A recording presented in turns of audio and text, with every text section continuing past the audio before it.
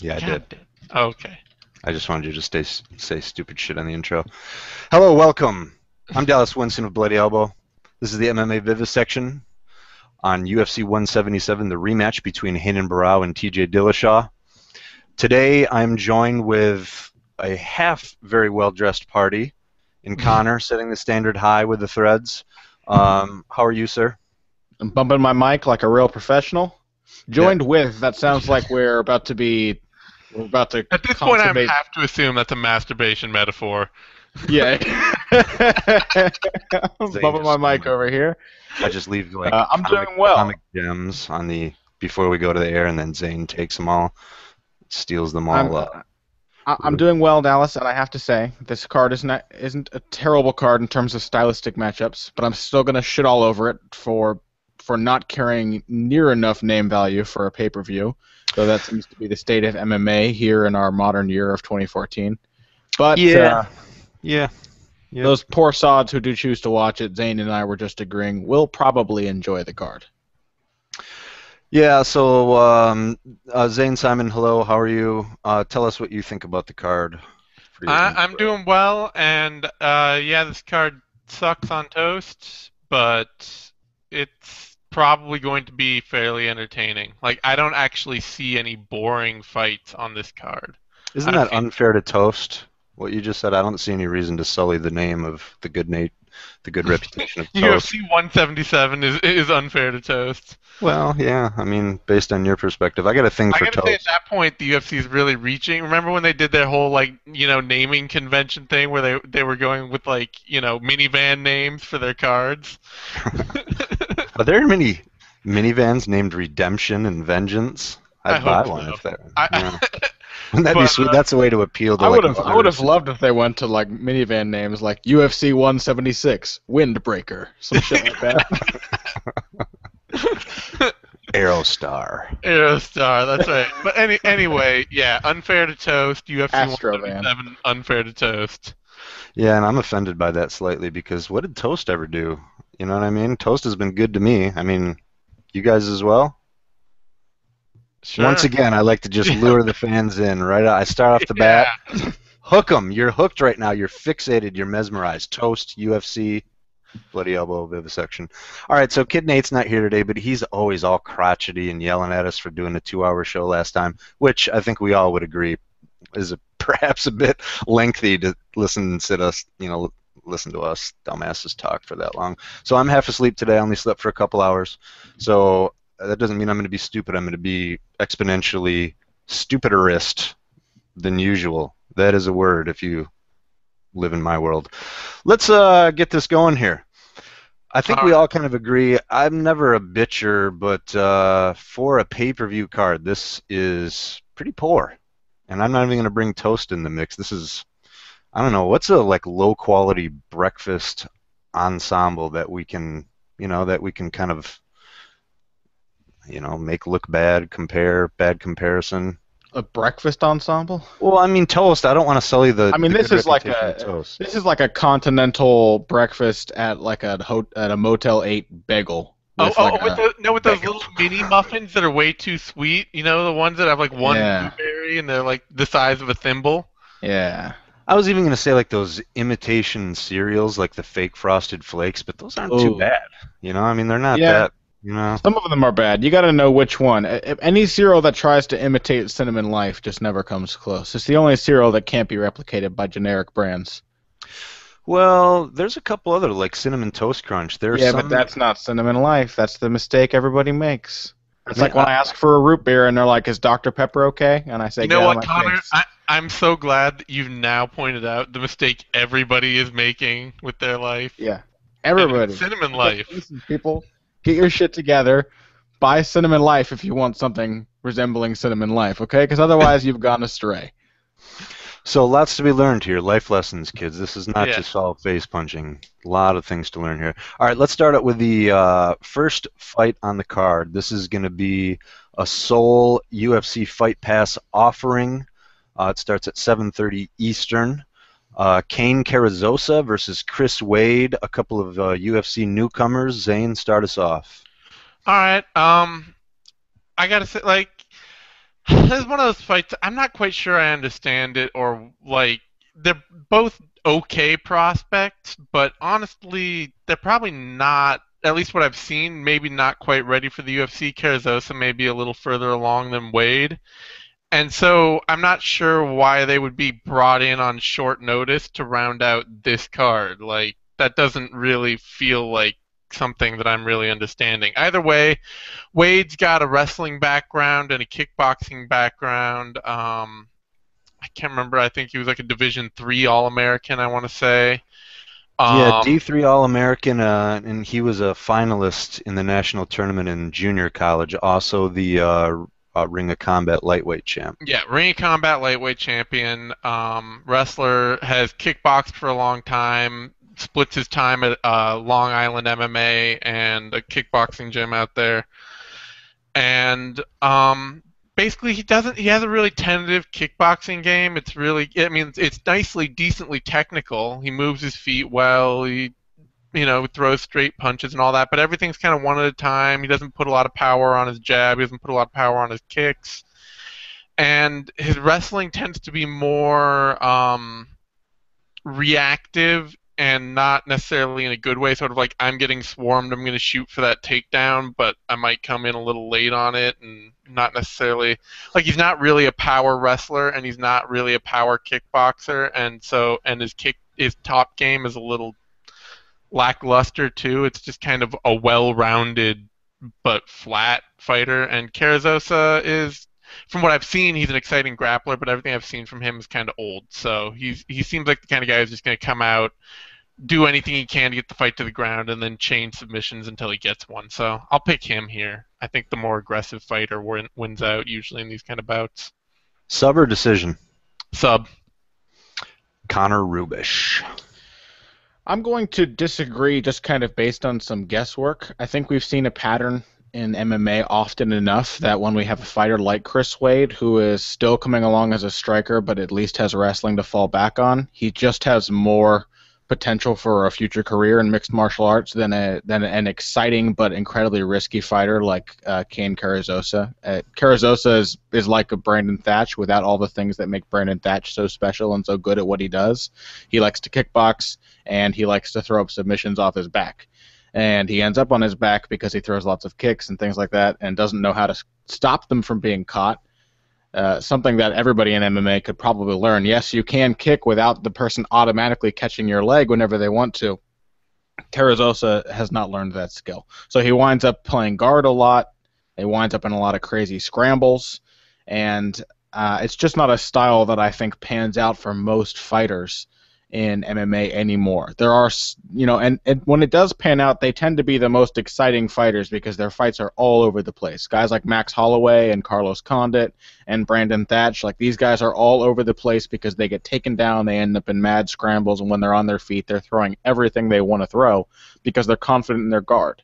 So, if it does work out for Carrizosa, if he does continue to develop and look as continue to turn in the kind of performances he has in his early fights, then I think he's got a lot of upside. But Wade is just a safer bet. I think a wrestler, kickboxer is just a safer bet than a guy who likes to play guard.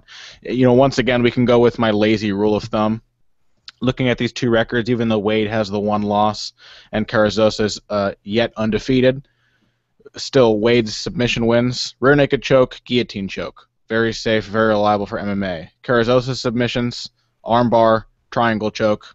Automatically, this guy wins when he submits somebody. It's from bottom, which is always a riskier game to play. So I'm going to go with Wade. I'm going to guess that he's improved more and will do better in his UFC debut than Carrizosa, who, as Zane said, I haven't really seen much of recently. What if it was a mounted armbar, Connor? I don't believe that it was. In fact, no. You can see that fine. I'm pretty sure it's an armbar from the bottom. I was just fucking with you anyways. I don't disagree with what Zane said about Wade's stand-up. It's there's nothing really wrong with it. It's not what I would call very ferocious or very potent. But I do think he feels right at home when he's connected to his opponent. He's got a real good front headlock, seems to be pretty decent in scrambles. I think kind of the kicker on this is, does anyone have a good feel for Wade's submission defense? Because with him being a wrestler, And with Carrizosa being game to play guard, it would seem that Wade's ability to avoid or stifle submissions would be a big factor. Any ideas? I don't know. It's hard to tell just because I'm not necessarily all that impressed with all of the competition Wade has faced, and I mean I think Frankie Perez wasn't bad, but most of what I've seen from him is that really has to do more with his ability to when he most of his fights he can kind of dictate against the guys he's faced just because he's been physically bigger and stronger and they haven't been able to get him down or get, top control or anything like that on him. But I don't know, but his loss to Ozzy Dugulubov, I'm gonna Dugulubov? Is it Dugulubov? Dugulubov, yeah. Gesundheit. Was pretty much just a one-sided beating. I mean, Dugulubov is not a submission guy at all, but just a much more physically imposing fighter. Was that in World Series of Fighting or? It was. It Okay. was. So the betting odds on this one, they have Wade as a very slight favorite, -125 to -145. Carrizosa is not far behind though; it's almost a pick'em fight. He's at +100 to +108, so not a lot of room on the spread there. Let's move on to our next fight here. Now we're moving on to the preliminary card. Where is this goldarn preliminary card taken? Joe Fox Soto. Sports 1. Fox Sports 1. Why don't I have that written down, Zane Simon? There it is, Fox Sports 1, 8 o'clock Eastern. This one's semi-interesting. Joe Soto, scrapper, and he's fighting Anthony Burchak. I don't know if I'm saying his last name or pretty much any That's last, right. or let's just say first name on the card. But somewhat of an interesting prospect. Burchak is 11-1, making his UFC debut. He is the, I don't know if you want to call it former, but the MFC bantamweight champion. Also, I don't know if you guys saw this. He had his picture in Sports Illustrated. Huh. I did not see that. Yeah, and I mean, I just read that it was up there. It was kind of a cool shot of him up on the ropes, but I'm not sure why in particular they chose that one. But Connor, why don't you start us off on this one? This one is, as you say, Dallas, interesting. Mainly, if only for the fact that we've got two guys who are bantamweights, if I'm not mistaken. We've got bantamweight matchup here. Who can keep them straight anymore? I believe so, bantamweight. Yes, we have two bantamweights, which I mean is a division that is still kind of desperate for talented prospects, and neither of these guys has really had any fights in which they've looked terrible as far as I've seen. Both of them are guys who have the potential to be solid lower mid-tier bantamweights, if not more, with time to develop. Soto's got a decent career behind him. He's got a pretty decent win over Chad George, WEC vet, and he's currently on a 6-fight winning streak. And just to add to his win streak, Wilson Heiss, he's got a win over Wilson Heiss, and also Diego Sareva, who for a while was in the UFC. I think he was maybe King of the Cage champ back in the day. And of course, Joe Soto, I want to say he was putting it on Joe Warren before Warren came back and won that fight in the second round. Yes. Mhm. So either way, so. Soto- And his only other loss is to Eddie Goggin, who's also a very solid UFC caliber fighter. Not a world beater, but a very dangerous guy who definitely belongs at the level he's fighting at now. Yeah. So he's got a pretty impressive resume. Anthony Burchak, not quite as proven, but he's got some decent regional names on his record, and coming out of MFC, we basically are seeing a lot more guys who are actually developing their careers in one particular regional promotion. With Wade, we had Ring of Combat, and with these guys, we've got some Ring of Combat with these guys, we've got MFC, Joe Soto, Tachi fought in Palace, Bellator. MFC. Yeah. Some places where we're seeing more and more impressive fighters actually being handled well by the matchmakers in these other promotions and coming out with solid resumes. I'm going to go with Joe Soto in this matchup. I think that he's a more dangerous submission fighter, and I think even though this will be his UFC debut, I think he's beaten his fair share of UFC quality opposition. I think he will be less suspect to the so overplayed octagon jitter that we constantly talk about.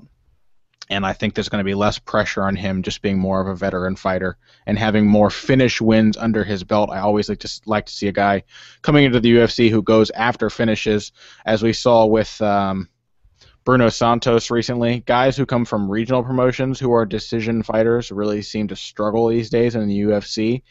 You have to be really, really good at what you do to be a guy who doesn't have finishing potential in his style. And even if you are really good at what you do, you can end up like Zach Makovsky against Formiga and still drop the decision based on just one or two mistakes. So I like to see a guy who's a finisher, and Burchak is not a guy who's averse to finishes, but Soto is definitely a guy who is hunting for the submissions and has a very reliable MMA-centric kind of submission grappling game. So just to point out, I don't know if you know, Burchak's got, I believe, 9 of 11 finishes, right? 6 subs, 3 TKOs, 9 of 11. Yep. But not against the same kind of competition. I'm going on the combined strength of finishes and tougher competition for Soto. Yep, great disclaimer on that, actually. Zane? Mm-hmm. I got to go against Connor here. I don't see this fight quite the same way, and the big reasons for that are that both these guys are pretty decent amateur wrestlers. Coming out of college, Soto he's currently the wrestling coach over at Central Valley Combat Academy. That's his gym. I think he co-owns it. And how did he get the coaching job? Just kidding. What? Never mind. I said, how did he get the coaching job? No, before that he was the coach at NorCal Fighting Alliance when he didn't. I don't think he co-owned or anything like that. So he's been an MMA wrestling coach for a while. But he was a junior college All-American, and Burchak was a D2 All-American in Greco-Roman. And they both have come from pretty decent wrestling backgrounds, and they both scramble well and are pretty decent submission grapplers. I wouldn't be at all surprised if they kind of canceled each other out on the ground or going, in their wrestling, if neither guy was able to get his opponent down or keep him down for long. They're both very scramble heavy. Burchak especially is a pretty plus athlete in terms of his scrambling ability. The big difference is that Soto tends to kind of shell up when he's on his feet, when he's looking to come in, or when he gets stuck at range.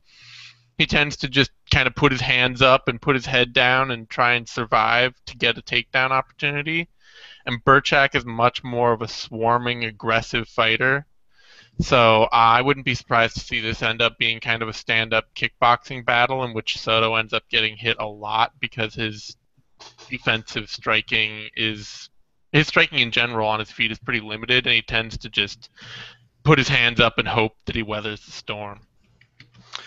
So a question for you, because I want to say on UFC.com under his bio for Burchak, maybe I missed it, but I want to say they mostly just listed his high school wrestling credentials, which is really stupid if in fact he was a D2 All-American in Greco. Mm-hmm. So I'm just double checking you there. I mean, I did research for the article I wrote on it, and so you're right. He's a BJJ purple belt D2 All-American in Greco-Roman wrestling, to my knowledge. And it's weird. Another thing from UFC.com, they have, for his jiu-jitsu credentials, I have this in quotes, BJJ World Silver Medalist. Yeah, that I did find that as well. It's on his bio or something. Mm-hmm. But I couldn't find any reference to what competition that might have been from, so I didn't actually feel like it. It's one of those credentials that there's no reference point to it, so there's no way to it's not something verifiable that I can tell.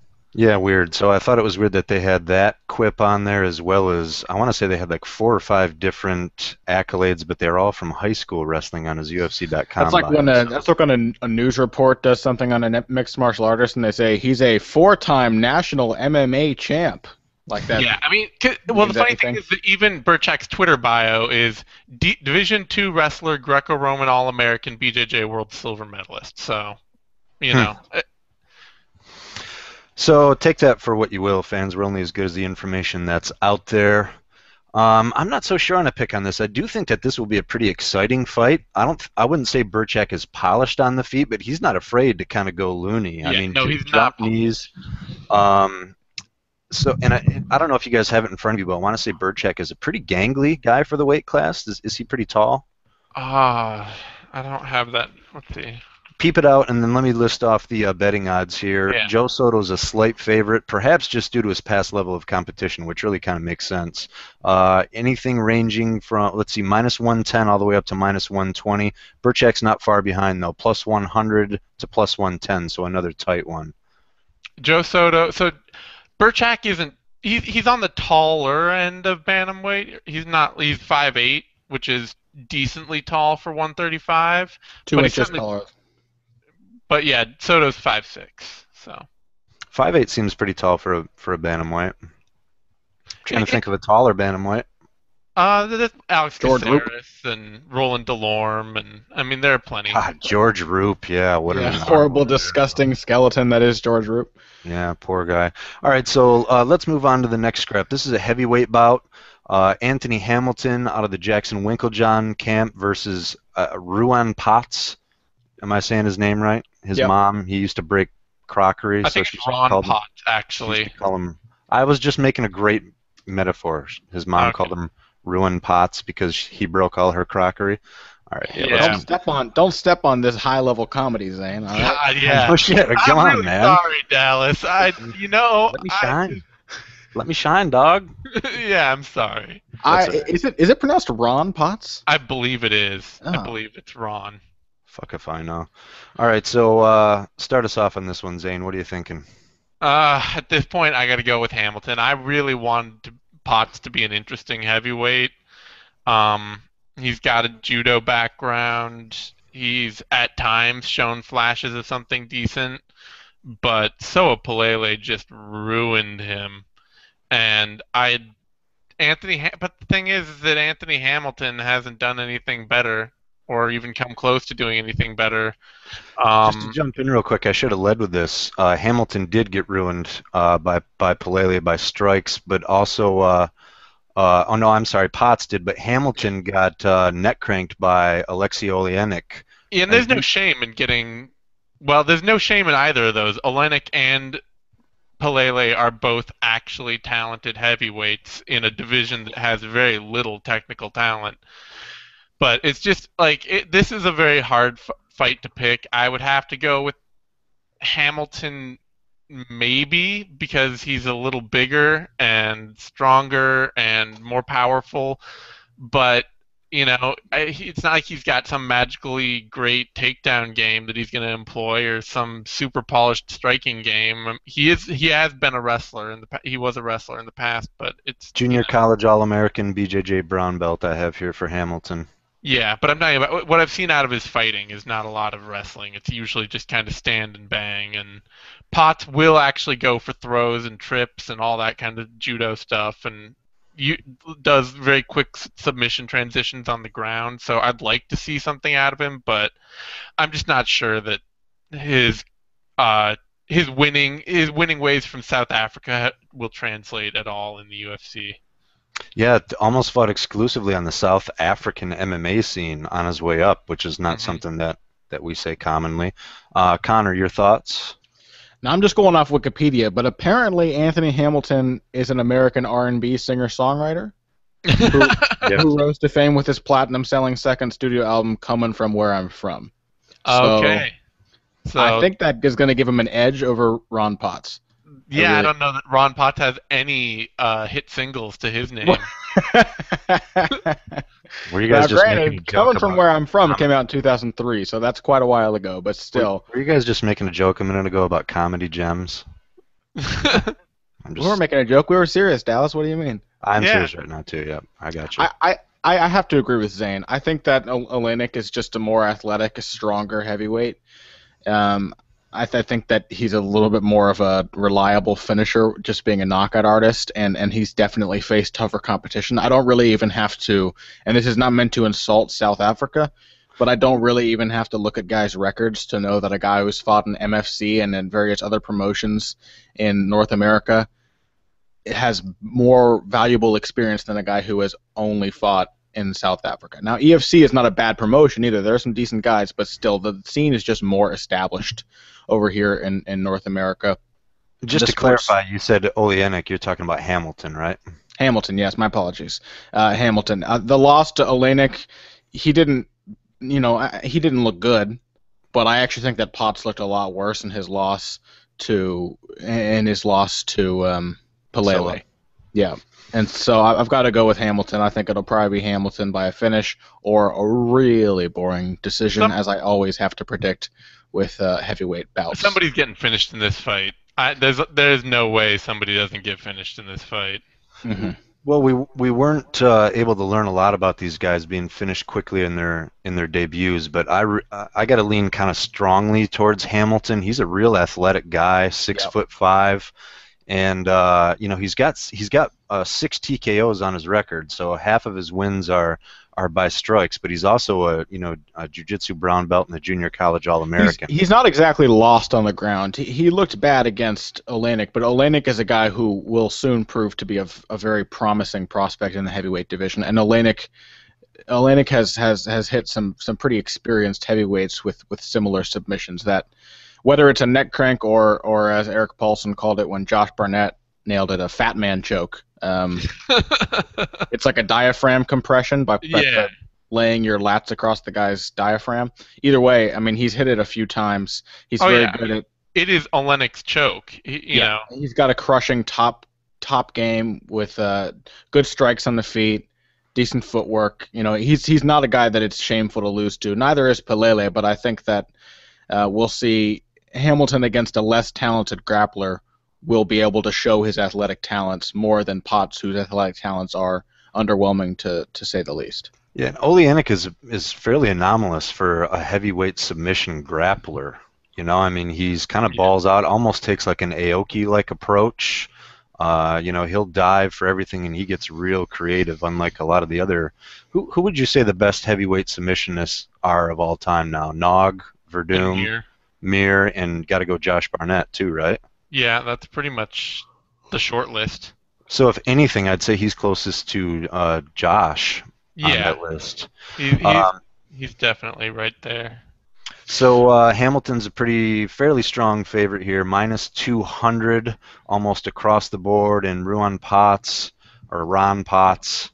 is how's that for an American sounding name? Ron Potts. He's 170 to +160. Let's move on to the next one because this is pretty exciting. It's not often we get to say an Olympic gold medalist is going to be participating in the UFC, but that's what we have. Henry Cejudo. Was he also the youngest American ever to win a gold medal? I don't know. I read that and thought. I think it was on his wiki page. Henry became an Olympic gold medalist just 20. That's what it says on his wiki. Huh.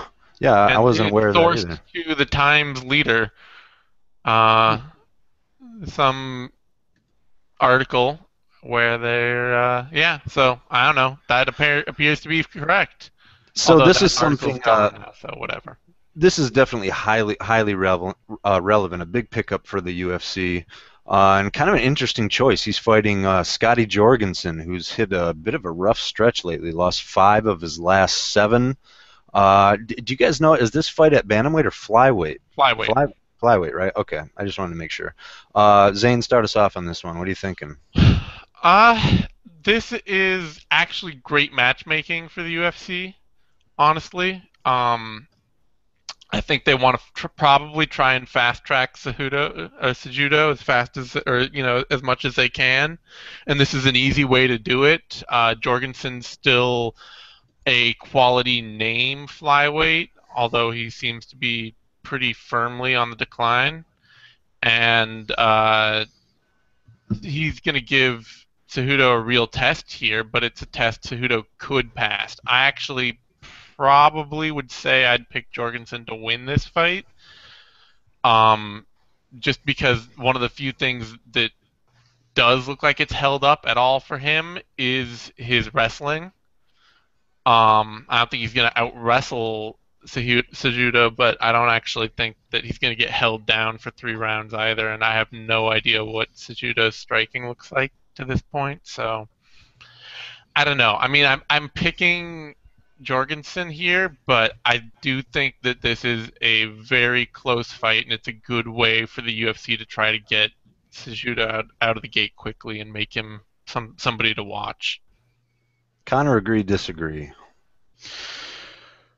I'm making a lot of risky picks today, but I'm actually feeling Cejudo in this matchup. I agree with Zane. I think this is excellent matchmaking. It's a very interesting fight that will, for Cejudo. Obviously, Cejudo is the focus in this matchup. Jorgensen, for him, a win over a very fresh prospect, Olympic wrestler or not, doesn't really do a lot to reassert him as a top fighter like he once was. But for Cejudo, a win over Jorgensen is very, very valuable to his resume. You'll see 5 guys with black names on Wikipedia, and then Scott Jorgensen is the most recent one. You suddenly realize, wow, this guy's got some really legitimate skills from that wrestling background. And I think that is the case. I have a lot of trouble picking. I have a lot of trouble picking somebody with so few fights against such an established veteran as Scott Jorgensen. It's really hard for me to think that they won't overcome that they'll be able to overcome the nerves and the huge experience gap. The only difference is that Cejudo, as an Olympian and as a wrestler in particular, a very established wrestler, has basically already proven his toughness and his ability to compete on a very large stage. And so I doubt that coming to the UFC is going to be as bad for Cejudo as it is for most fighters. And I doubt that Jorgensen is going to be as troubling for him, as some of the things he's already seen in his wrestling career. And we've also seen that Cejudo, like Jorgensen, can recover from being stunned in I believe it was his last fight, was in Legacy, if I'm not mistaken. Mm-hmm. My memory is better than I give it credit for. His last fight against Elias Garcia, he got stunned pretty badly with a right hand, but reverted to his wrestling and used it well and recovered. And he's actually developing some decent striking on the feet. It's not exactly clean and polished, but he shows off his athleticism on the feet. He's light on his toes. He throws a variety of kicks and punches. He moves well. I think that Cejudo's got a pretty bright future ahead of him in mixed martial arts, and I think that Jorgensen is basically just hanging on by the skin of his teeth at this point. He basically gets rocked in every single fight now, badly, and his ability to recover is becoming less and less, and he's now just begun the stage of losing. Granted, maybe he doesn't belong at flyweight, but he's just begun losing to fighters who aren't world title challengers, who aren't the very best in their division, who aren't completely multifaceted world beaters. So, Scott Jorgensen losing to more and more normal fighters seems to be the pattern that we're about to start seeing here. And Cejudo is not a normal fighter by any means, but he's no Eddie Wineland, he's no Uriah Faber. Anyway, I'm rambling. I think Cejudo's going to pull it out and win a decision. So just to make sure we're doing our job in confusing the viewers thoroughly, we're all saying his last name differently. I thought it was Cejudo. Maybe it is Cejudo. I mean, it's definitely a Spanish J. Yeah. So either way, it's probably Cejudo. I would probably be willing to. I've heard it said Cejudo more than anything else. But I would go with Connor on this. He sounds the most right of all of us. Yeah, I would just not go with me by default on any issue of pronunciation. It's a safe bet. You guys talked it through pretty well. I'm leaning Cejudo on this because, to me, Scotty has always at heart been a wrestler, and he showed signs of complementing that. But I don't think his, let's say, auxiliary weapons are going to be enough, to win a fight. So I don't think Scotty can beat him on the feet. I mean, Scotty's not actually, that's not true. Scotty can beat him on the feet, but he's not a big power puncher. And to me, the question is, if Cejudo changes levels and wants to dump Scotty, how easily will he be able to do that, or how hard will he have to work for it? And when you start talking about an Olympic gold medalist, I mean, this is a cat that bypassed a whole college career because he started training at the Olympic Training Center, destined for the Olympics. So I'm going to guess that this is one where his wrestling is going to be, I think he can revert to that, and I'm not sure Scotty's going to be able to hang with it. I think he might be able to hold Scotty down. I mean, has Scotty ever shown like a real innate ability to scramble off his back? He's an excellent scrambler, but if he gets locked down, you know, his fight with Makovsky was a lot of back and forth scrambling. Yeah, and he actually did pretty well. I mean, Makovsky is so fast in his reversals, but Jorgensen was hitting good takedowns and reversals of his own. I think that's like Zane said. I think that's the one thing that he's really preserved this late in his career is his ability to scramble and wrestle. Yeah. And I definitely don't disagree with any of that, but I don't see a lot of scrambling in wrestling. I mean, from a scramble transition point, you know, Cejudo's insane, and I think he's got the kind of credentials where his base is just going to be like battleship type, where I do think if Scotty can stay slippery, that's what he should try to do, is never let Cejudo lock his hands together, really get a hold of him. He should, you know, just try to stay out of those jaws as much as he can, or as best as he can. So actually the betting lines on this are fairly close, which I think makes sense based on what we just discussed. Cejudo is a favorite, but not by much, minus 157 up to minus 180. Scotty's hanging in there as the underdog, plus 135 to plus 140. So that will be a really intriguing fight. I don't know if you'd call it a real big seller on this card, but I think it's one that a lot of people, definitely the hardcores, are going to be really, really tuned into. And they won't have to pay to get it. Yeah, which is always nice. So now we're moving up to the, I guess you'd call it the main event of the preliminary card, and this one should be a good one. I'm intrigued by this matchup. Derek Brunson versus Lorenz Larkin. I don't know whose turn it is, so somebody step up. Connor. I'll take it. I'm looking forward to this one. Lorenz Larkin is a guy who has, you know, all the potential skills in the world, but just seems to keep running into stumbling blocks in terms of execution. I think that in terms of consistent striking, his last fight with Costa Philippou was actually his most consistent. He looked pretty solid. His defense is not airtight, and so he was getting hit relatively regularly before Philippou knocked him out. But he was landing some sharp counters as well, and he was moving his feet and fighting off the back foot a lot better than he did in his earlier fights. So he does seem to be going from kind of an unorthodox pot shotter, a wannabe Anderson Silva kind of striker, to more of a consistent, defensively minded kickboxer. What's that? A little more traditional, I was going to say, rather than... Yeah, and he still throws out the weird stuff, but people who want to be unorthodox often forget that the tactics of traditional styles are the way they are because of generations of people learning that that's how fighting works. You have to throw a volume of punches, you know.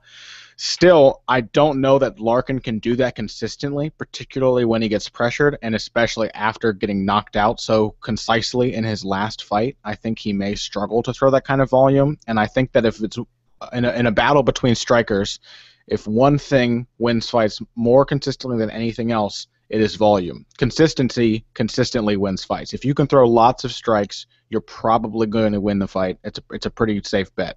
And I think that Brunson is just more of a volume puncher than Larkin. Coming out of Jackson Winklejohn, the guy's basically a cardio machine who throws lots of strikes. He also is not afraid to throw unorthodox attacks, and he's not afraid to just rush forward behind combinations. Now, he could run into a counter, but he's pretty damn tough, going 3 rounds with Yoel Romero before finally getting beaten up by one of the strongest, most explosive guys in the division is not anything to be ashamed of. I think for this one, Brunson's advantage on the feet is slim, but then when you take into account his wrestling ability and he's very much a submission wrestler stylist on the ground, I think that Brunson should be able to pull this one out. Maybe losing an early round, but I think he's got better cardio and more volume that'll carry him through rounds 2 and 3. So question to you guys before I turn it over to Zane. I was really, really high on Lorenz Larkin. And Connor, I believe when you gave that analysis, you were speaking of his UFC career, right? Because he used to style on cats in Strikeforce. I mean, this is a dude that beat Robbie Lawler on the feet in Strikeforce. Yeah. Would you guys not at this point throw Larkin a little bit of a meatball and give him a guy making his debut and really give the guy a chance? I don't know why they're giving him... It's a terrible matchup for him. Yeah, I'm not sure why they're giving him Brunson. Brunson is a hard-nosed, forward-moving, and diverse striker with wrestling ability from a strong camp. I really don't understand it because Larkin just showed signs of improvement against Philippou, and now they're throwing him in there against another guy who's basically right around his level in the rankings. It's a very competitive matchup that Larkin should not have the upper hand in. It's a three-dimensional guy versus a one-dimensional guy, but a guy in that one dimension who has shown Anderson Silva-esque qualities. I mean, capoeira martello kicks. This dude used to throw a jumping side kick. I mean, I believe he has a kung fu background. So to me, I'm a big fan of him. And I know in the UFC you don't get easy fights, but considering that he came in with a rep and fought some tough guys and has not won, he's a guy I think they could really maximize as a really exciting fighter. Agreed.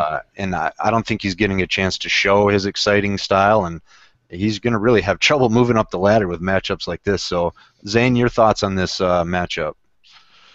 I definitely agree with Connor that, I mean, I actually do think that Larkin looked a lot better against Philippou than he had at any point before. It looked like he was finally closing up some of the holes in his striking that had been plaguing him for quite a while. I think, unfortunately, the other part of this, like the big thing that really still worries me is that, has he ever moved camps? Who, Larkin? Yeah. I Not don't to think my so. knowledge. I think he's been in the same camp. So he trains out of his own camp. Like, he runs his own camp, and that's always problematic for really, like, developing well. And being able to round out and get good training partners and get quality sparring and get quality instruction. The biggest thing he has had to work on is his volume striking. It looks like that's fixed, but given Brunson's wrestling ability, given the fact that he's got good cardio, it is hard not. It is. I want to pick Larkin to win it because I do think he's the more technical striker between the two of them. I think Brunson often can be pretty robotic on his feet. Just really like, I'm going to throw a straight 1-2 and a kick and then back out and throw a straight 1-2 and a kick. And, he's better than Matt Riddle, but he has They very much look like preset combos. Yeah. So I do think it's a much better chance for Larkin to show off that he's improved his boxing a lot if he can get into a rhythm, if he can throw in volume, and if he can really move well, he can do that. But I worry that Brunson's going to be able to change it up too much on him and maybe even make this a bit like a bit of a more successful version of the Carmont fight where he maybe doesn't land the harder shots or the better shots, but he just outworks him barely, and Larkin drops a contested decision, which would be rough because it does seem like Larkin's really starting to improve. I actually would put Larkin a strong level above Brunson in striking. Yeah, but you kind of mark out for Larkin, so. Well, it's hard not to because mostly and it's true. I would totally admit that. Any guy that throws, capoeira martello kicks, I mean, and on top of that, what really impressed me, and this is when I was doing hardcore dissections, is his boxing is really good. He's got fast hands, but most of his striking is phenomenal from an offensive standpoint. I don't think he's been used to fighting guys that he's had to worry about plugging them in the face if he's, even thinking about doing something unorthodox. And with Brunson, to me, and Zane, you really keyed in on this, just the fact that he can change levels or just fake that he's going to change levels is really going to fuck Larkin up. Because if you're getting ready to throw some kind of kick and that guy lowers his head and shoulders an inch, immediately you're going to stop thinking, damn, I might have to sprawl, dig underhooks here. And the thing that I'm impressed about is with Brunson is he's a pretty athletic guy, but he is a gamer. I mean, he will come at you hard. And with all the different skills that he has, I mean, like I kind of said, it's a three-dimensional guy versus a one-dimensional guy. So I really agree with Zane in that I want to pick Larkin, but from a sensible standpoint, this is a really, really rough matchup for him. The betting lines kind of really don't agree that much. They have Brunson as a slight favorite, -125 to -130. Larkin is right at +100, all the way up to +112. So And I don't really disagree with that either. Does anyone know how's Brunson's chin? I want to say he's only got like maybe one or two losses to strikes. He got knocked out by Jacare early in the first round, but Yoel Romero basically like threw, a brick at Brunson's jaw 30 times over, and the stoppage was more due to the fact that he broke it rather than that he knocked him out. Yeah, and he lost to body strikes on the ground because he was exhausted by basically just getting kicked all over the place. He's tough. Yeah. He's a tough guy. So even though we didn't necessarily heap a ton of praise on the card, this is another one of those lurking matchups that I think actually is going to turn out to be. I think this will, at the very least, turn out to be a pretty exciting fight. Both of these guys will go after it. Now we're going to move on to the pay-per-view card. Kind of interesting, even though I'm a little bit high on this guy as a new prospect, but interesting that him and Yancy Medeiros get a slot on the pay-per-view. Damon Jackson is our newcomer. He's 9-0 undefeated. He's an NAIA All-American and a BJJ purple belt. You might recognize him as the guy who just triangled Leonard Garcia. Zane, start us off on this one. Well, this gets a main card because there was a heavyweight matchup between Richard Odoms and Jared Rosholt, I believe, scheduled for this slot that got pulled, or not. Maybe not Jared Rosholt. I'm trying to remember who Odom was supposed to face off against. But anyway, Odoms got injured. They couldn't get another heavyweight on short notice, so they bumped this up to the main card. Ruslan Magomedov, which I actually would have liked to see him in the cage again. But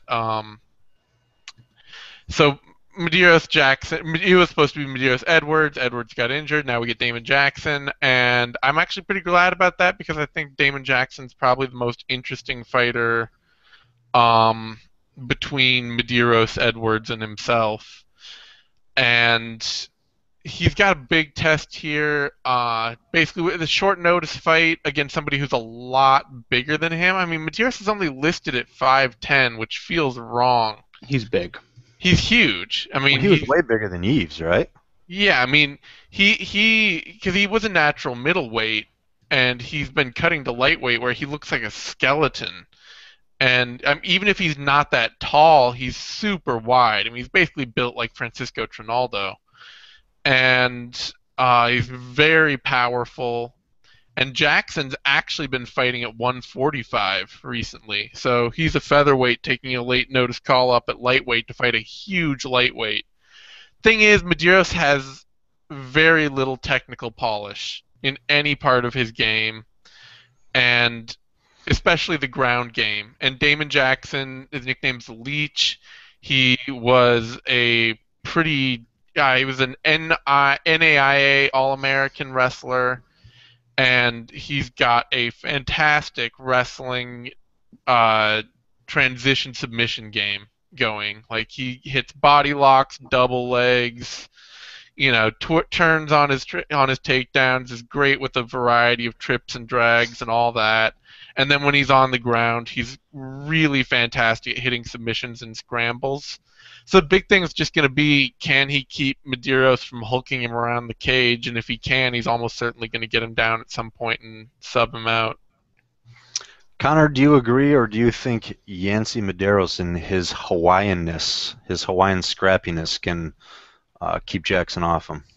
I've got to agree with Zane. I think Medeiros is, to me right now, the least impressive of this new generation of Hawaiian UFC fighters. We've got Holloway, and we've got Brad Tavares.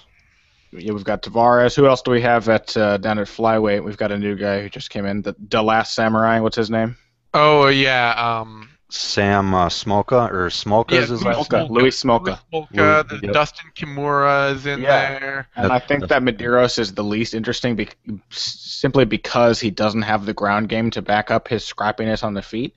And I think that his boxing game on the feet is almost entirely reliant on the fact that he can basically take anybody's punch. He was pretty much getting easily outworked by Yves Edwards until he knocked Edwards out with he just kind of has a freakish chin, and he'll walk through whatever you throw it at him and throw these kind of robotic combos that just hit really hard. There's no head movement really built into his strikes. There's not really a whole lot of science or thought into what he throws and when. If it lands, it will hurt you, and if you land, you probably won't hurt him. That's basically the summation of his striking style. And I think that Damon Jackson has a pretty solid chance here. I think he's actually a more technical body lock artist than Rustam Khabilov, who tends to kind of rely on his physicality to toss guys around with those suplexes. Whereas Jackson's much more along the lines of a Damian Maia or a Talis Lytis, where he's just really good at dragging people down into his realm. And his ground game is very well suited to MMA, the arm triangles, things like that, where he tends to go for top control submissions and safe strikes out of mount and half guard, things like that. I think that Jackson is one of the more interesting recent signees to the UFC, and I think that despite the size advantage, basically, as Zane said, I guess I'm just long-windedly agreeing with Zane. If he can avoid getting nuked by Medeiros and drag him down to the ground, he's got a very solid chance of submitting him. I agree with all that, and I would probably side towards Jackson as well, especially, Yancey's last fight. Was that Jim Miller where he got tapped quickly first round? That, to me, is the reason to pick Jackson, because that means at any point in time the fight can be over that quickly. But I will give Medeiros a little more credit for his stand-up. It's not what I would call highly polished, but it's nasty. It's the kind that, when he throws, he's throwing hard. And I wasn't necessarily joking about that Hawaiian thing. They're tough bastards. They are not easy to, just to be taken down. And that, along with his, what I guess we're unsure about, but it would seem he would have a size advantage. I'm not going to say that's going to make a difference, but that's going to make it all the more tougher for Damon Jackson to leech onto him. But at the end of the day, I expect Medeiros to put up a good fight, but I think Jackson is the safer pick here. All right, we have 4 more to go, and we're nearing our 1-hour limit. Just a little FYI for you guys. Carlos Diego Ferreira versus Ramsey Nijem.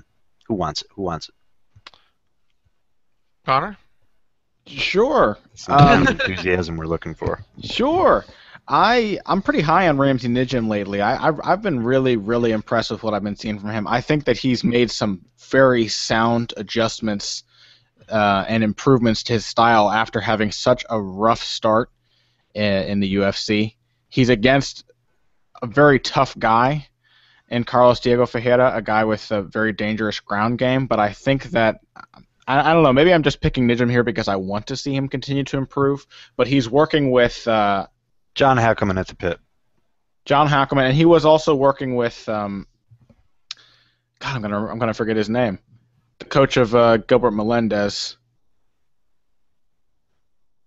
Cesar Gracie. No, I feel I'm embarrassed because I've actually talked to the guy before. He's but anyway, his style, just like Gilbert Melendez, is not necessarily about polish in terms as so much as it is about application. His application has really rounded out, and he's become, like Gilbert, very good at blending his wrestling with his striking. The way that he will go from trips to strikes, he'll off-balance you with a wrestling attack only to hit you with something as you're trying to stand up. That kind of outside trip to knee that he hit on Justin Edwards in the first fight of his recent resurgence was really, really impressive, and that kind of phase shifting is something I really, really like to see from mixed martial artists. I think that's becoming the most important skill in modern era of MMA.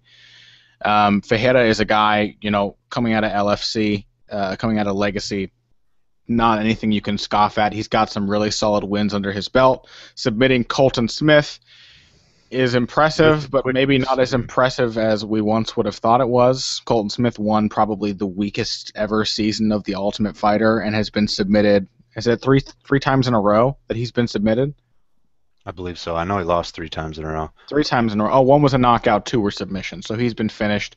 So while I've got to give Ferreira credit for that, it's not exactly as impressive a UFC debut as I'm sure the UFC brass would like it to be.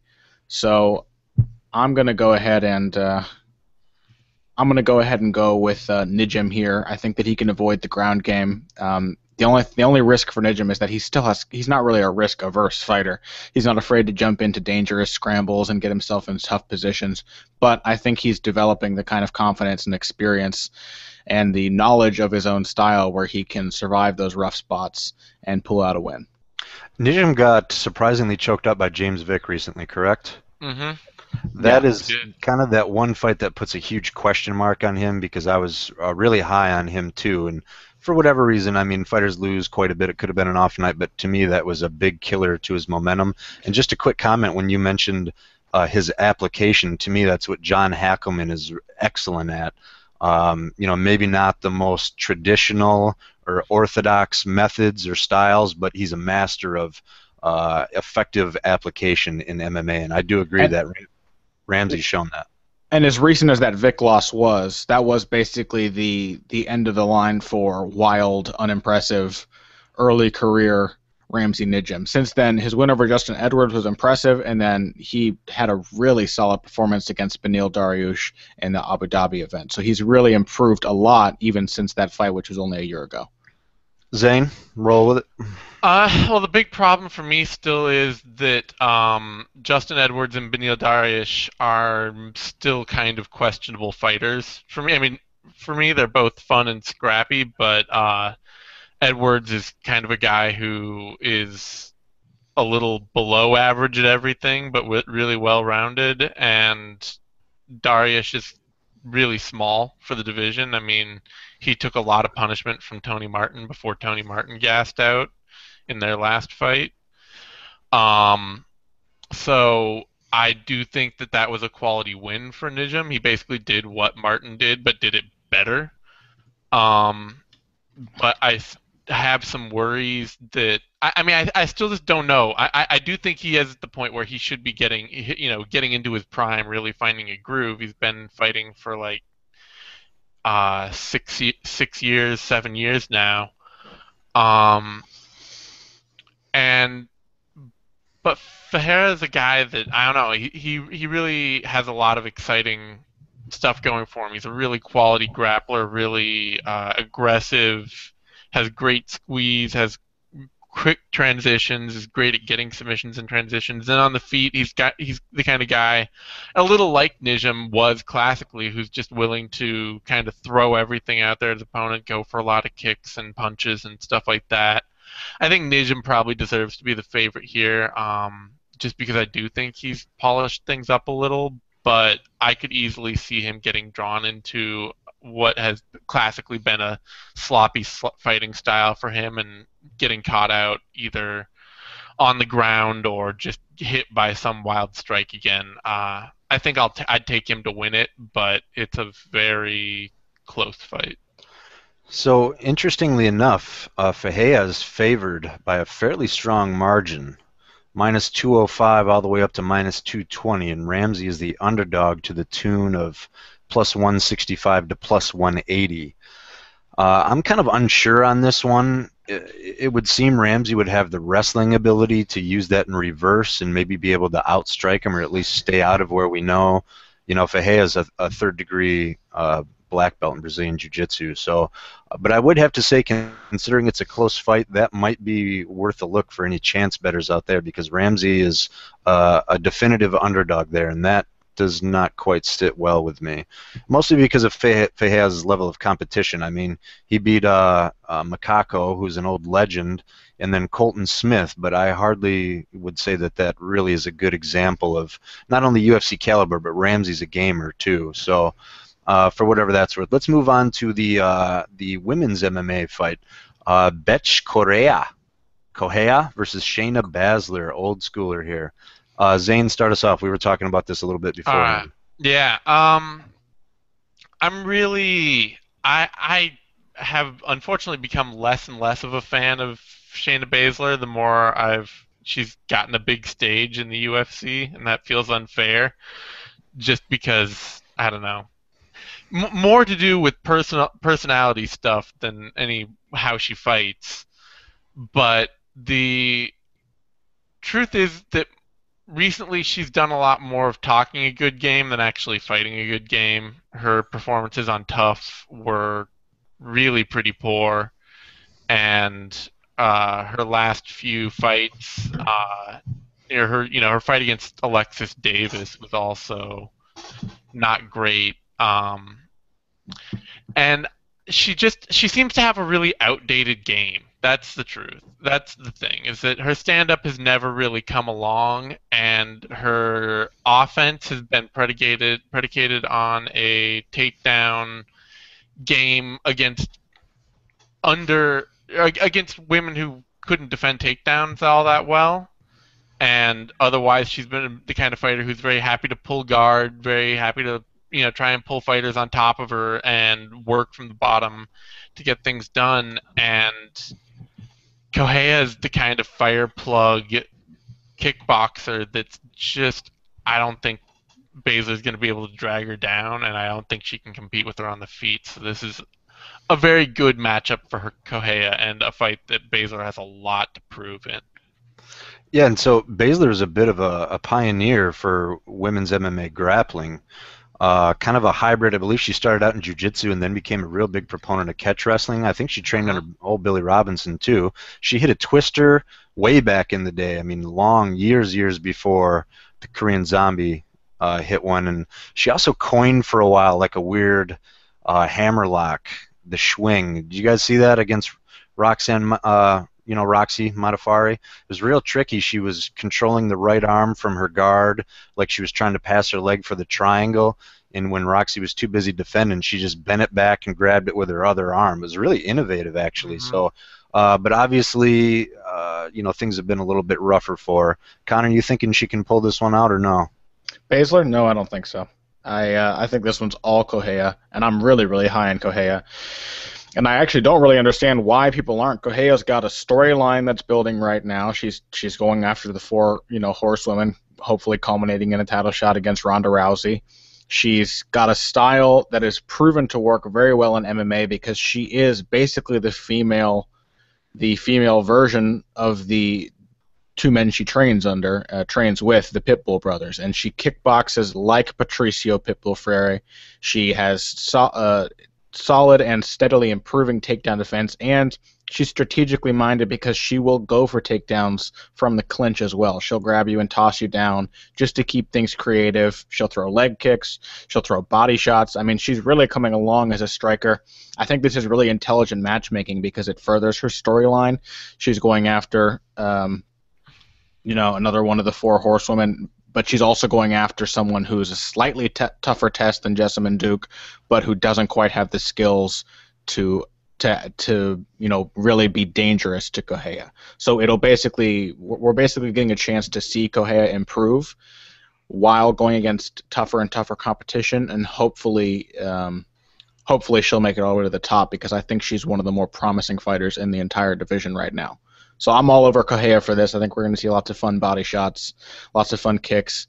Hopefully we're going to see some solid takedown defense and some fun boxing on the feet. I would have to say this is a monumentally tougher test than Jessamine Duke. I mean, Baszler's fought a lot of big names, and she's got a super tricky and proven grappling game. But to me, this is all about if Shayna's either got to improve her takedowns and even better, work her striking a little bit more so she's not so predictable. I do think Kohea will have I think she's going to come into this fight thinking I just need to sprawl and brawl. She's proven she can do that really well. I do think this is a big jump up, and I'm tempted to pick Shayna kind of on, sentimental, nostalgia type purposes. No one gives a shit what I pick anyway, so I'm going to go ahead and pick Shayna in this one. The betting lines are fairly close. Kohea is the favorite. Minus 135 to minus 140, with Shayna at plus 110 to plus 115. So close fight. I'll go ahead and go with Shayna in this one. All right, for whatever reason. Let's move on to the next one. 2 fights left, co-main event. This one should be a real good one. Danny Castillo versus Tony Ferguson. Who wants it? This is embarrassing as a co-main event for a pay-per-view, but it's a very interesting style matchup as a fight. This is like the UFC is becoming top-rank boxing, where their undercards are actually good matchups, but nobody gives a shit because none of the fighters have established names. You know what I mean? Mm-hmm. So I don't know, which I guess would be justifiable if Dillashaw and Barao were Manny Pacquiao and whoever happens to be fighting Manny Pacquiao this month, but they're not. So this is probably the main reason why the whole rest of the card could suffice if it had a really solid co-main event, and it just doesn't. Regardless, I do like this fight stylistically. I don't think it's worth your $60, but I think that it's a very solid style matchup. If you can watch it after the fact or by less than scrupulous means, I encourage you to.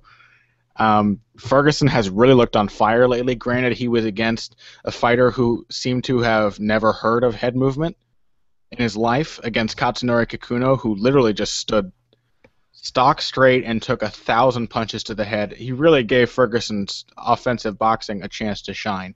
But it did show off what's good about Ferguson's game, which is that he knows how to use his reach. He knows how to throw good straight punches and move his feet and find little small angles from which to land on you while keeping you from landing back. Because however much as he was getting hit, Kikuno was throwing some pretty dangerous counters as well, and Ferguson was never in danger in that entire fight. He basically did whatever he wanted to Kikuno, who, even whatever version of him that was, is still a dangerous striker. So, Ferguson, very promising. Castillo is a dangerous fighter too. I mean, Castillo's basically like the classic wrestler boxer. He's going to fake the takedown and throw an overhand right over the top, or he's actually going to take you down and try to work you from top position and maybe look for a guillotine, something like that. He's very much like the least outstanding but most prototypical of all the alpha male fighters. He definitely seems like an alpha male fighter, and he's not unlike the others, he's not top tier in his division, but he's very much an alpha male fighter. I don't know how any other way I can really say that. You know what I mean? Wrestler. I think it's because they all have excellent wrestling credentials, and he doesn't have big glamorous credentials, but he's got very good MMA wrestling. He seems like an alpha male fighter. He just hasn't been able to break through the way the others have. It's a compliment, to him for whatever station he currently finds himself at. I'm feeling Ferguson in this one. I think the reach is going to be too much for Castillo on the feet. I think that Castillo is probably the least improved of all the alpha male fighters under Dwayne Ludwig's tutelage. I think he showed some nice understanding of fighting, but I don't think he really has turned into a Dwayne Ludwig striker the way that the others have. He doesn't really emphasize that bang Muay Thai the way that TJ Dillashaw, yada, yada, yada. I think that Ferguson's got some pretty stout takedown defense. I think the fight against Mike Rio showed that, and he's got very good submissions. He's very good at catching that Darce choke from the headlock position. So if Castillo shoots for the takedown and Ferguson manages to stop it, Castillo's in trouble, and if it ends up on the feet, Castillo's decent there. He's got big power, but Ferguson's just too long and too crafty of a boxer for him. Zane? I mostly have to agree. I think my only real hesitation is that Your world. What? Sorry. You're hearing things. Oh, okay. Acid flashback, LSD. Okay. Good. Anyway, I mostly have to agree. I think that Ferguson. My only hesitation would be that I don't think Ferguson's faced a really dominant takedown wrestler in his career yet. Rio, for the fact that he had better credentials in college, although I mean Castillo's NAIA All-American, but Rio was a very good. Actually, Rio was only NAIA too, so whatever. Anyway, Rio's a much more limited striker, and so all Rio really does is wrestle. It becomes much easier to defend takedowns when you know that the only thing your opponent's going to try to do is take you down. I think Castillo's a much bigger test in that way in terms of mixing up his wrestling and his strikes, and it'll present a much bigger challenge for Ferguson in that way, and that's a way I don't think he's ever quite been tested. But I do think he's prepared to pass it. My big worry about Castillo is that if he can't finish fighters in one round, he tends to take his foot off the gas, either because he gets tired or because he loses a lot of momentum and a lot of his confidence in his ability to dominate his opponents. So Ferguson seems like the kind of fighter who just pours it on for 3 rounds no matter how the fight's going, and I think that he'll probably be able to overcome Castillo late, even if he has a rough first round. As usual, Zan, would you look up the height difference between these two? I know that I don't know exactly how he did, but I know that Tony was a Division II or Division III wrestler here in Michigan out of Grand Valley. So, Castillo's Ferguson's 2 inches taller. and I don't know what his reach is, but I bet, I mean, he is a gangly bastard. And I agree with you guys to the point that I think the wrestling is fairly close, slight edge to Castillo, but I think Ferguson is going to have a notable advantage on the feet. As you guys mentioned, his boxing is polished, he's crafty, he's long, but he is quick. He unfolds those telephone poles real quick and nasty, and he's really developing a sense of range. It's going to make it really, really tough. It's going to put a lot of emphasis on Castillo's entries. He's not going to be able to come forward, throw a strike and duck under and take Tony down. So I'm kind of feeling strong for Ferguson on this one. Betting lines are kind of surprisingly in line with that. Minus heavy favorite for Ferguson, minus 245-ish all the way across. Castillo's plus 190 to plus 200, even plus 211 on one site. So Ferguson's looking like the favorite here. I do think that that'll be a real tough matchup for Danny.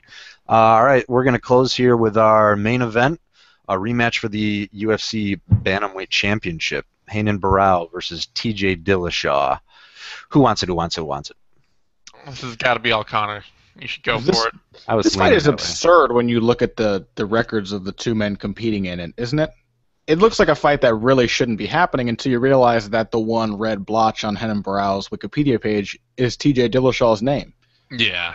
It's pretty incredible to look back on TJ Dillashaw 2 years ago and understand that he handily beat the ass off of Renan Barao over the course of 5 rounds en route to a dominant knockout win. It's pretty weird to think, but I don't think we're really up for that much different here. Fans have really bought into Renan Barao's "I was concussed in the first round" story with surprising ease. They're like, oh yeah, but he was concussed, as if it's fact that Renan Barao not being knocked in the first round made him incapable of winning, forgetting that of course Barao had a better second round and actually landed some decent shots, and that Dillashaw readjusted, started using his techniques differently, and came back to beat Barao even worse than he did in the first round.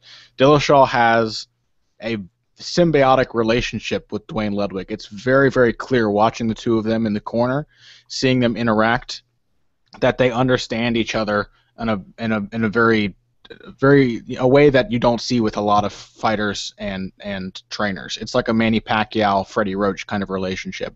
They just understand how one another thinks. So when Duane Ludwig tells TJ to do something in the corner, he gives him an adjustment to make. TJ knows exactly how to make that adjustment. I am, however, looking forward to studying TJ Dillashaw's footage and coming up with a game plan for Barao to beat him, because now I get to turn the tables and do a gaps in the armor breakdown on how Barao can beat Dillashaw. So that being said, I'm going to be talking about how risky it is that Dillashaw changes stances so frequently mid-combination.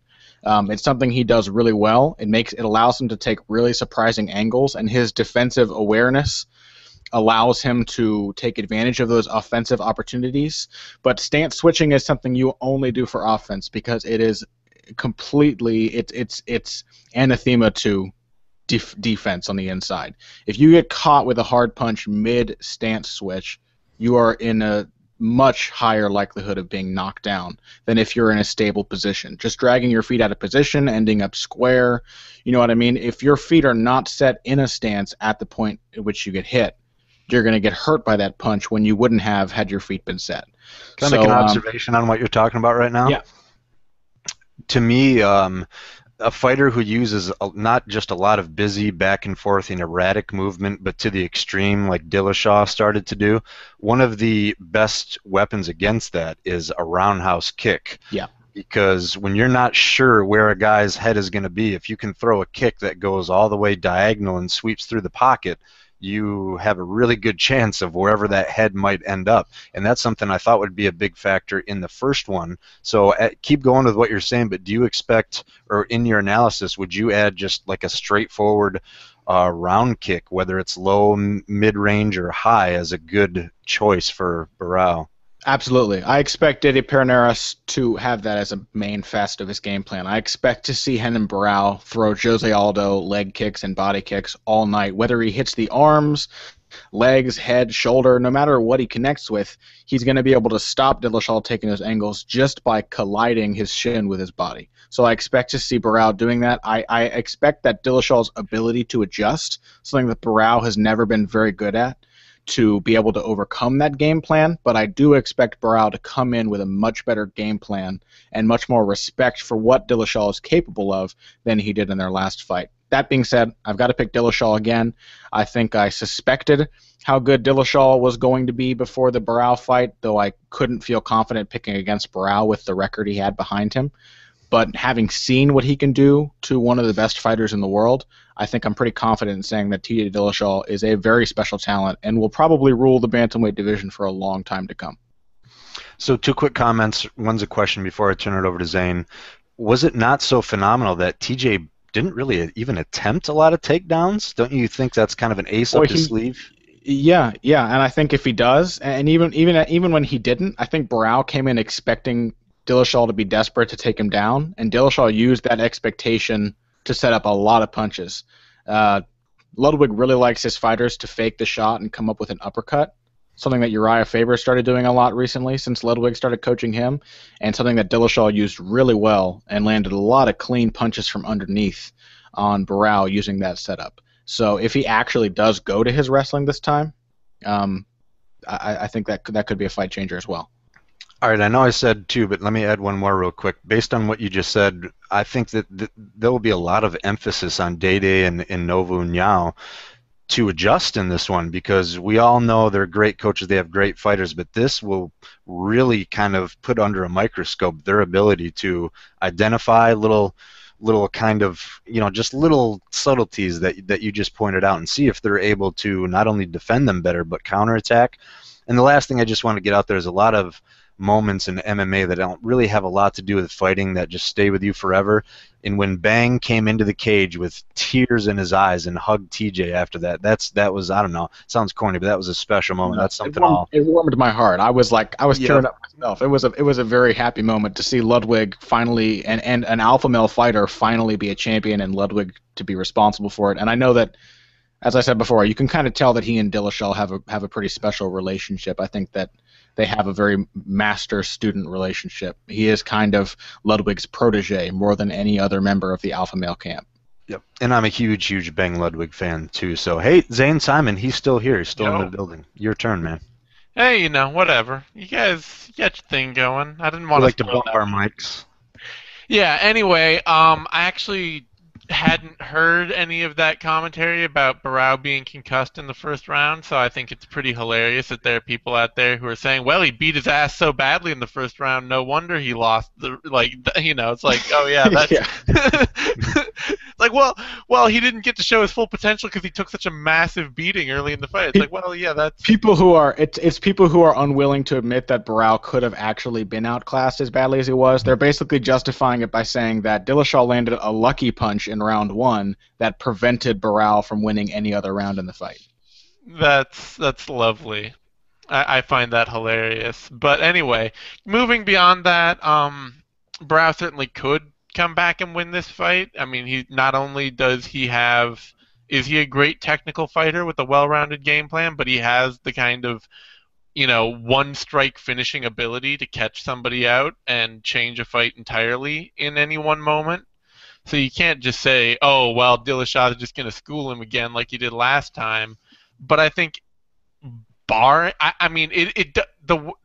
first fight was so definitive that it does feel like puncher's chance. I mean, it does feel like Barao has to come out and catch Dillashaw. He has to, hit. He has to land something like that spinning heel kick he landed on Eddie Wineland or something like that, and really change this fight. He's not just going to be able to technically outpoint him. And one of the big reasons I say that is because I have yet to really... I can't think of Nova and Now making major technical adjustments for any of their fighters from fight to fight. Like, I can't think of a Jose Aldo fight that looks different than any other Jose Aldo fight. Now, he wins them all, and he's a master at what he does, but I can't think of Jose Aldo going out there and really showing you the new look Jose Aldo for this. The only matchup. example I can think of is after Hominick took him down so easily, his takedown defense, Aldo's, has been pretty damn solid since then. Just throwing But that out there. But I think his takedown defense. I mean, was that the fight that changed that? I mean, I thought his takedown defense that had always been solid, and Hominick took him down easily later on that fight. I think it was mostly because he was gassed. Yeah, because he was And, gassed. and it was a shock that Hominick is not known as a wrestler. He's almost Yeah. all jiu-jitsu and striking. But I have yet to see a fight. Barao, once again, for all of his fights and all of his great skill, comes out looking more or less like Khan Barao, capable of delivering everything he does in each fight. I don't see some new adjustment or major technical derivation that makes me think, oh my God, he's really going to get in the gym and prepare just exactly for what Dillashaw has to offer. And I do think that Dillashaw is probably going to have a much more carefully crafted game plan than whatever Barao brings in. And Barao will bring in a ton of talent with him, but I expect Dillashaw to win this.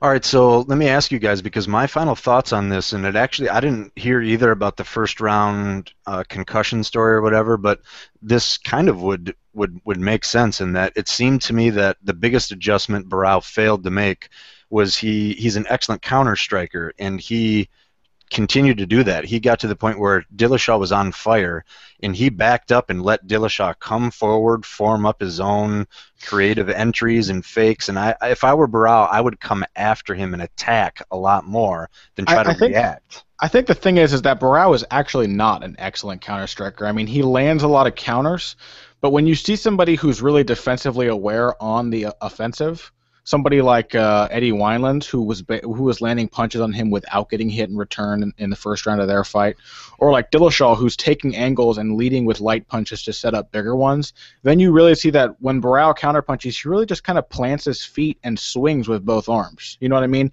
He doesn't really adjust on the fly. He doesn't have any like little small steps to his game to create space or to make adjustments. He's basically like an early career Vitor Belfort, where like range and distance and angle don't matter because he's going to hit you if you're not good enough to avoid it. He's going to just throw punches until one of them lands. And that makes him really, really dangerous. And he can take a shot, too. And he's got a good sense of timing. But technically, I don't think he can hang with the kind of footwork that Dillashaw used to outwork him the first time, which will probably only be better tailored and smoother and more scientifically sound in this fight than it was last time out.